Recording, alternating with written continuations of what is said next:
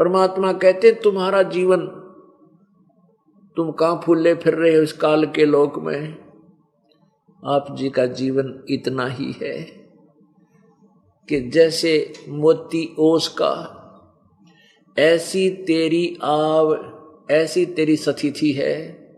और कह कबीर करो बंदगी, भाई बहुर न ऐसा दाव। मनुष्य जीवन का मिलना, फिर ये तत्व ज्ञान का मिलना, कहते हैं फिर ये दाव नहीं लगेगा, ये फिर सु अवसर तुझे प्राप्त नहीं होगा। पुण्यात्माओं, हम सभी प्राणी सतलोक से आए हैं और हम सभी के एक ही परमात्मा, एक ही परमपिता, हमारा एक ही भगवान है। हम अपनी गलती के कारण इस काल के जाल में फंस गए। इस काल के जाल में फंसने के उपरांत हमारे साथ कितने कष्ट, कितनी आपत्तियां आ रही हैं, उनसे हमें परिचित परमात्मा ही काके कराते हैं। और अपने बच्चों की चिंता, अपने बच्चों के दुख में दुखी अपने ही माता पिता होते हैं। हमारा माता पिता एक ही है। त्वमेव माता च पिता त्वमेव, त्वमेव बंधु च सखा त्वमेव, त्वमेव विद्या च द्रविण त्वमेव, त्वमेव सर्वं मम देव देव। हे देवों के देव, हे भगवानों के भगवान, तू ही मेरी माता है, तू ही मेरा पिता है और तू ही मेरा सब कुछ है। तो वो माता पिता हमारे कबीर देव है। वो कबीर देव, कबीर साहब, वो हमारे कुल मालिक है। उन्हीं को हमारे दुख में दुखी होना पड़ता है। पुण्यात्माओं, हम यहां रह रहे हैं और यहाँ का जो भगवान है, यहाँ का जो स्वामी है, मालिक है, वो काल है, ज्योति निरंजन। उसका ज्योति निरंजन भी कहते हैं, उसको ब्रह्म बोलते हैं, ब्रह्म भी कहते हैं। पुण्यात्माओं, ये एक तत्व ज्ञान है और तत्व ज्ञान को समझने के लिए आपको समय भी लगाना पड़ेगा। जैसे हम अपने बच्चों को पढ़ाते हैं, बच्चे एमए करने के लिए 16 वर्ष तक पढ़ते हैं, घर से खर्चा होता है, माता पिता उनको फ्री रखते हैं कि बच्चों, बेटा बेटी तुम पढ़ो, शिक्षा ग्रहण करो। तब वो 16 वर्ष में बच्चे ट्यूशन भी लगवा लेते हैं, कोचिंग भी लेते हैं, जब जाकर के 2 रोटी का साधन बनता है, बने तो बने, ना भी बने। तो ऐसे ही हमने परमात्मा पाने के लिए, आत्म कल्याण कराने के लिए समय अवश्य लगाना पड़ेगा। तो यदि आपने आत्म कल्याण करवाना है तो समय लगाना पड़ेगा, सत्संग रह कर सुनना पड़ेगा, फिर आपका कल्याण अवश्य होगा। अब जैसे ये तत्व ज्ञान है और तत्व ज्ञान में प्रत्येक पॉइंट क्लियर करके चलना पड़ता है ताकि जरा सा भी शंका श्रोता को ना रह जाए। और जब तक शंका समाधान साथ नहीं होगा तो ये सत्संग जो हम श्रवण कर रहे हैं, इसमें भी हम मन उथल पुथल मचाता रहेगा। इसलिए दास की कोशिश रहती है, ये प्रयत्न रहता है कि इन शंकाओं का समाधान साथ करते चले। अब जैसे यहां हम काल के लोक में आए हुए हैं, इसको ब्रह्म बोलते हैं। ब्रह्म का अर्थ वैसे परमात्मा होता है, भगवान ब्रह्म। लेकिन यहां का ब्रह्म जो है, ये ज्योति निरंजन ब्रह्म रूप से ये परिपक्व हो गया। इस ब्रह्म को यहाँ का मालिक ब्रह्म जो ज्योति निरंजन है अर्थात यो काल है, ये ही ब्रह्म नाम से सुप्रसिद्ध हो गया। इसलिए परमेश्वर की परिभाषा बताने के लिए पूर्ण ब्रह्म अक्षर का प्रयोग करना पड़ता है। अब जैसे ब्रह्म का अर्थ भगवान, ईश कहो चाहे ब्रह्म कहो, प्रभु कहो, इतना ही काफी था यदि एक ही प्रभु होता। लेकिन यहां 21 ब्रह्मांड का प्रभु यानी स्वामी, ये ज्योति निरंजन काल है, इसलिए ये अपने ब्रह्मांडों में प्रभु नाम, ब्रह्म नाम से प्रसिद्ध हो गया। जैसे किसी कार्यालय में कोई अधिकारी होता है, जैसे दास पहले जेई की सर्विस करता था, तो हमारे महकमे में एसडीओ साहब, फिर एक्शन साहब, एक्शन के ऑफिस में जब हम जाते थे तो वहां कोई भी कार्य होता था तो वहां के जो कर्मचारी थे वो कहते थे कि साहब ने ये काम बोला है, एक दूसरे से कहते थे साहब ने ऐसा कहा, तो उनके लिए अंडरस्टूड होता था वो साहब कौन है, एक्शन साहब। वो बार बार नहीं कहते एक्शन साहब ने ऐसे कहा, एक्शन साहब ने, नहीं, उनके लिए अंडरस्टूड होता था कि साहब ने ऐसे बोला, तो सबको अंडरस्टूड था कि एक्शन के आदेश है, तो वो वहां साहब पका हुआ है। तो ऐसे ही एक ब्रह्मांड में यहां भगवान यानी ब्रह्म, ये काल पक गया। इससे ऊपर एक परब्रह्म है जो 7 संख ब्रह्मांड का प्रभु है, और परब्रह्म से ऊपर यानी ओवरऑल कंट्रोलर परम अक्षर ब्रह्म है। परम अक्षर ब्रह्म के विषय में गीता जी अध्याय नंबर 8 के श्लोक नंबर 3 में कहा है, और गीता जी अध्याय नंबर 15 के श्लोक नंबर 16 और 17 में 3 भगवानों की न्यारी न्यारी स्थिति है।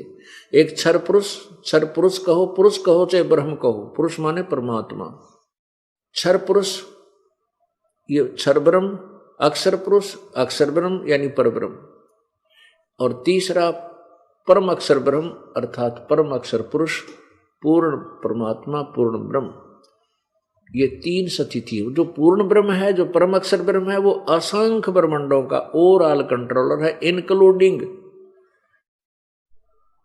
ब्रह्म के 21 ब्रह्मांड और परब्रह्म के 7 संख्य ब्रह्मांड, इन सब के ऊपर वो पूर्ण ब्रह्म, परम अक्षर ब्रह्म कुल मालिक है। तो इसलिए अब हमने इस प्रत्येक स्थिति को समझना है, तब हम आगे चल पाएंगे।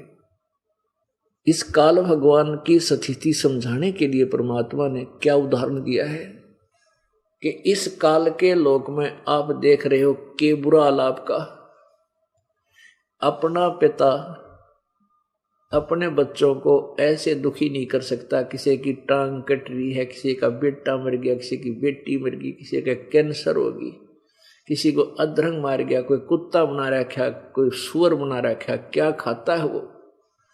तो ऐसा जुल्म अपने बच्चों पे अपना पिता नहीं कर सकता और भगवान नहीं कर सकता, परमात्मा ये दुख नहीं कर सकता, और इसे दुख दे वो भगवान नहीं है।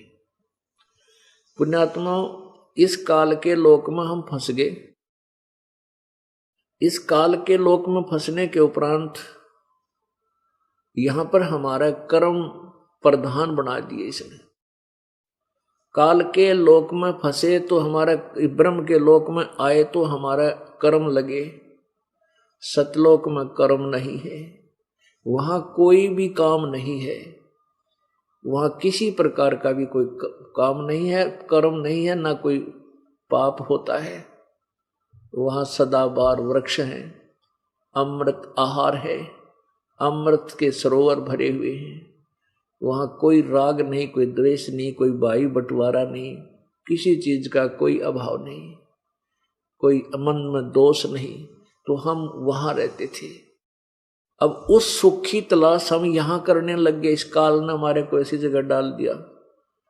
अब जिसके पुत्र नहीं है वो पुत्र प्राप्ति में ही समझता है कि मेरा बेटा हो जा, संतान हो जाए, बस मैं आनंद हो जाऊं, मौज हो जाए मेरी। या भूल ला रखी काल ने।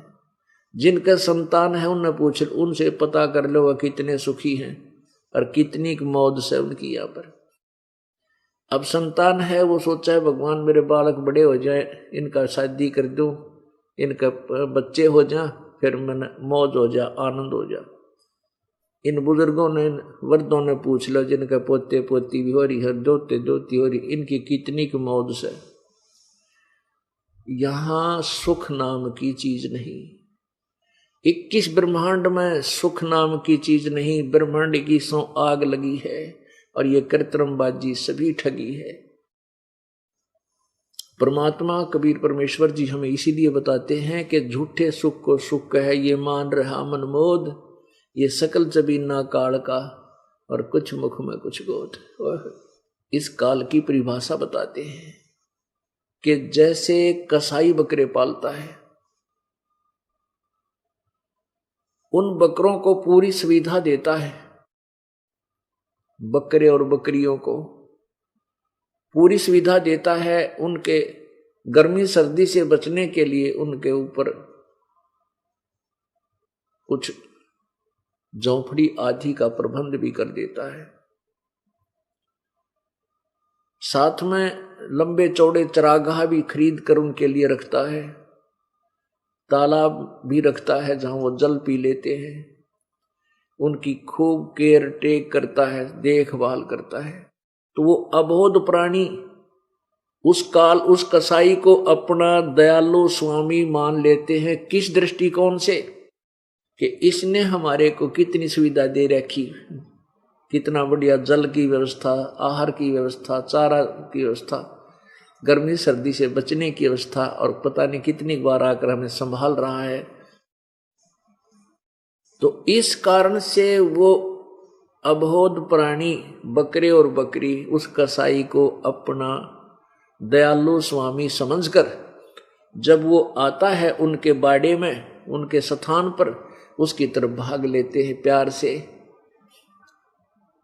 और फिर वो ऐसे हाथ लगाकर देखता है, वो बकरे और बकरी समझते हैं ये तुम्हें प्यार दे रहा है, तुम्हें प्यार दे रहा है। वो फिर क्या करते हैं बकरे, उसको प्यार से चाटते हैं कसाई को, वो प्रतिफल में प्यार देना चाहते हैं। और कोई ऐसे पैर उठा करके प्यार सीने से लगाना चाहते हैं कि बड़ा दयालु है हमारा मालिक। और वो हाथ लगाकर देख रहा होता है, यो कै किलो का हो गया, इसमें मांस कितना हो गया, कितने का बिकेगा। और वो बूढ़ी आत्मा समझते हैं हमारा मालिक हमारे से प्यार दे रहा है, हमारी मालिश कर रहा है। और जब आता है कहीं से ऑर्डर आ गया 10 बकरों का, तो वो ना देखता किसका बेटा मरा, किसकी बेटी मरा, किसकी माँ मरा, या बाप मरा, या भाई मरा, या दोनों मरा इकट्ठे। लाठी लेकर न्यू आंक लेता है, निकाल लेता उनको बाहर मोटे मोटे छांट के, और जाके कड़च करा देता है। तो पुण्यात्माओं, इस काल ने आप जी को उस कसाई की तरह, बकरे जैसे कसाई पालता, ऐसे ही आपको रोका हुआ है। हमने ये भगवान दिखाई देता है ब्रह्म, ये ज्योति निरंजन, ये काल, किस दृष्टिकोण से? कि जैसे देखो कितनी बढ़िया पृथ्वी, यहाँ कितने सुंदर बाग बगीचे, झरने बह रहे हैं, सुंदर दरिया बह रही हैं, जल है, जमीन में जल है, काजू किस्म, सेब संतरे, और कितनी सुंदर हवा चला रखी है, सूर्य बना रखा है। तो इस कारण से ये देखे तो हम समझते हैं बड़ा दयालु भगवान, देख कितनी हमारी केयर टेक करता है। और फिर देखते हैं एक्सीडेंट में कुंबा का कुंबा गाड़ी हो जाती है, अक्षेत्र का अक्षेत्र, भूकंप आ जाता है, गर्क हो जाता है, नष्ट हो जाता है। तो फिर ये भगवान की संज्ञा समाप्त हो जाती है, फिर भगवान वाले गुण समाप्त हो जाते हैं। पर इतनी अकल हमारे में नहीं छोड़ रखी इस काल ने, हम सोच ही नहीं सकते कि हमने ये सोच रखा है यहाँ तो ऐसा होता ही है, और हम निश्चिंत हो जाते हैं, मरना तो है, वो भी मर गए भाई। दुख आता है, रोना आता है, लेकिन विकल्प कोई नहीं। तो फिर कुछ दिनों में वो जख्म भर जाता है, फिर हम वैसे बकवादों पर लग जाते हैं, फिर एक चोट ठोक देता है। इसलिए परमात्मा हमें याद दिलाते हैं, एक उदाहरण देते हैं, कहते पतझड़ आवत देख कर बन रोवे मन माही, वो ऊंची टहनी पात थे अब पीले हो जाही। कि जिसमें पतझड़ आती है, बसंत ऋतु आती है, उसमें क्या होता है कि पत्ते पीले होकर वृक्षों के पत्ते झड़ने नीचे गिरने प्रारंभ हो जाते हैं। उसके तुरंत बाद ही छोटी छोटी कोपलें फूट आती हैं और कुछ ही दिनों में वो पत्ते बनकर ऐसे हवा के झोंकों में फड़फड़ फड़फड़ करके मस्ती मार रहे होते हैं। एक वर्ष वो मस्ती मारने के बाद फिर पीले होकर गिर जाते हैं और पैरों पशुओं के पैरों के नीचे या गंदे नाले में सड़कर खराब हो जाते हैं। यही उदाहरण दिया है इस काल के लोक का कि यहां ऐसे तुम्हारी दुर्गति होगी जब प्रलय होगा, जब ऐसे तुम्हारा नामो निशान मिट जाएगा। कहते हैं पतझड़ आवत देख के वो बन रोवे मनमाही, कि ये ऊंची टहनी पात थे पीले हो जाएं। एक उदाहरण दे रहे हैं कि जब ये काल के लोक में अब छोटे छोटे बच्चे, अब जैसे हम अब बूढ़े हो गए, सफेद बाल हो गए, जड़ दांत लागी खिसकन, और अब कुछ दिन में टिकट कट जाएगी, यहां से चलते बनेंगे और तुरंत पीछे से बेटे हो गए, पोते हो गए, परपोते हो जाएंगे। तो क्या बता रखा है कि जैसे पतझड़ आवत देखकर बन रोवे मनमाही, जो ऊंची टहनी पात थे ये पीले हो जाएं। तो ऐसे ही पत्ते, जैसे वृक्ष के पत्ते झड़ गए, वो टूट के गिर गए, वो तो गए नाश हुआ, और छोटे छोटे फिर कोपल फूट गई और तुरंत फिर पत्ते बनकर वो मस्ती मार, एक साल वो नाच कूद लेंगे, फड़फड़ कर लेंगे, वो फिर गिर जाएंगे, उनका विनाश होगा। तो अब परमात्मा हमें यही काल के इस जाल को समझाने के लिए ऐसे एग्जाम्पल कोड कर रहे हैं, ऐसे उदाहरण दे रहे हैं। फिर क्या कहते हैं, जैसे एक व्यक्ति घर का अकेला, किसी का कैंसर होगी, एड्स होगी, वो फाइनल मौत है, वो तो खत्म न सोच लेता है, फिर वो रोता है बैठ के, हे भगवान मैं तो मरूंगा, अब मेरी मृत्यु होगी, अनु सोचा ही कहाँ जाऊंगा, क्या होगा मेरा, क्योंकि भरे परिवार को छोड़कर जब ये चलता है प्राणी, तब इसकी आंखें खुलती हैं। जब तक ये स्वस्थ है, दो रोटी समय पर मिल रही है, बकवाद तोलता है, सारे नरी को बद कुमाता है, परमात्मा के निकट नहीं आता है। आता है तो नकली सा काम चाहिए, इसने भक्ति की सही व्यवस्था की आवश्यकता नहीं। पुण्यात्माओं, परमात्मा के चरणों में आने के बाद कैंसर भी ठीक हो जाएंगी, एड्स भी ठीक हो जाएंगी। भगवान एक पल में जो चाहे सो कर सकता है, जो हमारे अंदर जगह हो उस परमात्मा तो लाभ लेने की। परमेश्वर कहते हैं, कबीर जी अपनी महिमा पर बताते हैं कि सतगुरु के दरबार में कमी काहे की ना, और हंसा मौज नहीं पाओता तेरी चूक चाकरी में। इस परमेश्वर, कबीर परमेश्वर की डिक्शनरी में इम्पॉसिबल वर्ड नहीं है, कबीर परमात्मा के शब्द कोश में असंभव शब्द नहीं है, लेकिन हम उसका लाभ नहीं प्राप्त कर पा रहे हैं, तो हमारी कोई सेवा और सिमरन में, श्रद्धा में कोई त्रुटि है। सतगुरु के दरबार में कमी काहे की ना, हंसा मौज नहीं पावता तेरी चूक चाकरी में। तो परमात्मा हमें क्या बताते हैं कि जब वो एक परिवार का सदस्य जो भक्ति नहीं करता, वो मरने लगता है, फिर रोता है पता नहीं क्या अब क्या होगा, कहां जाएंगे। इसी दृष्टिकोण को समझाते हुए क्या कहते हैं, पात जड़नता यूं कहे सुन भई तरवर राय, अब के बिछड़े नहीं मिला न जाने कहां गिरांगे जाए। अब वो पत्ता वृक्ष से टूटता हुआ, गिरता हुआ मानो कह रहा हो, पात झड़नता यूं कहे सुन भई तरवर राय, हे वृक्ष मेरी पुकार सुन ले, अब के बिछुड़े नहीं मिला, ना जाने कहाँ गिराएंगे जाए। जैसे वृक्ष से टूट गया पत्ता, पता नहीं हवा कहाँ डाल लगी उसने पटक गए।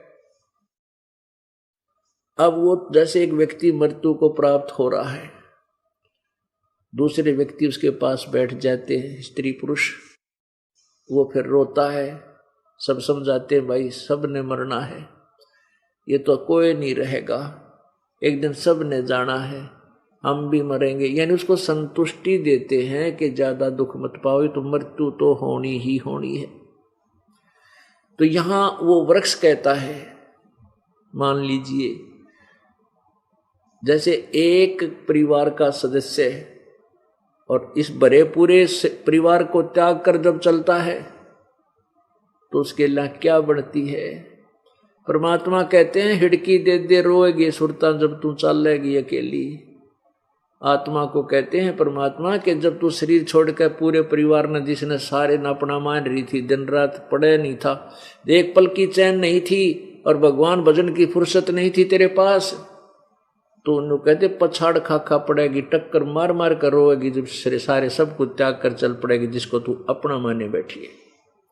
हिड़की दे दे रोएगी सुरता जब तू चलेगी अकेली। तो यहां उदाहरण देकर परमात्मा कहते हैं तरुवर कहता पात से, सुनो पात एक बात, यहाँ की यह रीति है, एक आवे एक जात। इस काल के लोक मत यह परंपरा है, यह रीति है। एक आ गया, पोता हो गया, दादा मर गया, एक आया एक चालता बना। कहते यहाँ की यह रीति है, एक आवे एक जात। अर्थात यहां कोई भी ठिकाना नहीं है। परमात्मा ने अभी आप